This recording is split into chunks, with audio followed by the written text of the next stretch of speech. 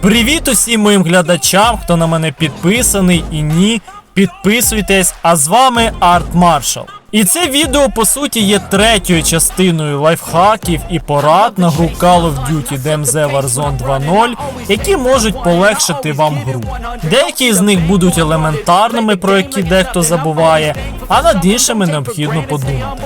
І так, почнемо з крутої фішки, яка допоможе вам розширити контрабанду реально крутими пушками. Якщо ви пам'ятаєте, то нещодавно я записував для вас відео про баг, який дозволяє відновлювати вашу зброю за дуже швидкий час.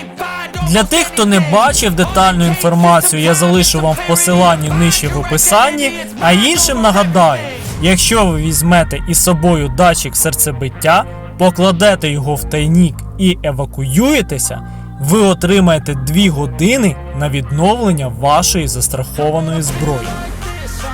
І тепер розширяємо цей лайфхак. Якщо ви граєте з другом, то візьміть власну круту зброю, а перед евакуацією поміняйтеся нею. І тепер зброя товариша перетворюється у контрабанду, ваша зникає, проте завдяки датчику серцебиття вона знову відновлюється. І таким чином ви можете робити це по колу. Тепер переходимо до більш простішого. Я зустрічав дуже багато гравців, які вважають, що якщо викликати вертоліт евакуації, при цьому радіація прийде швидше за нього, то він вас не забере. Ні, це неправда, я хочу поставити на цьому точку. Якщо ви викликали вертоліт до того, як зона радіації підійшла в цю точку, він все одно за вами прийде, навіть якщо вже все буде охоплено нею. І це навіть краще, тому що шанс зустріти тут живих гравців буде менший, ніж на останній точці евакуації, де зустрінеться, наприклад, все населення Ашика. І так, не будемо далеко відходити від теми, наступна порада також стосується евакуації.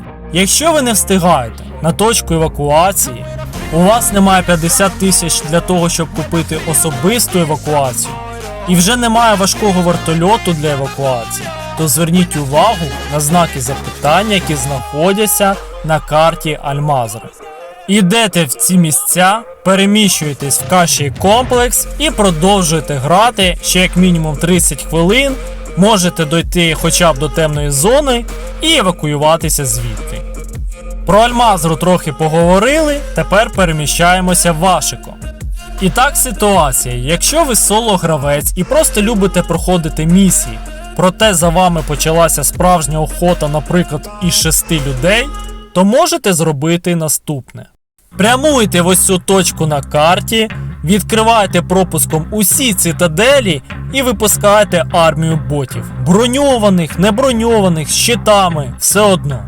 І повірте, тоді, коли вони туди зайдуть, їм буде не до вас. Перевірено особисто. А якщо у вас ще є снайперка, то можете погратися з ним. І наостанок, якщо ви граєте з тіммейтами і вас ліквідували, то не думайте, що ви не зможете нічим їм допомогти. Якщо ви приблизно на повторі запам'ятали місце знаходження вашого кривдника, то відкриваєте карту і починаєте клацати відмітки до тої пори, поки цей живий гравець не відмітиться червоним кольором. І повірте, навіть успішно поставлена мітка може відіграти величезну роль, навіть якщо живий гравець ховається за кущами. От, в принципі, і все. Сподіваюся, що це відео принесе вам користь. А з вами був Арт Маршал. Підписуйтесь на канал, ставте лайки, буду вам дуже вдячний. Бажаю всім гарної гри і щасливих днів.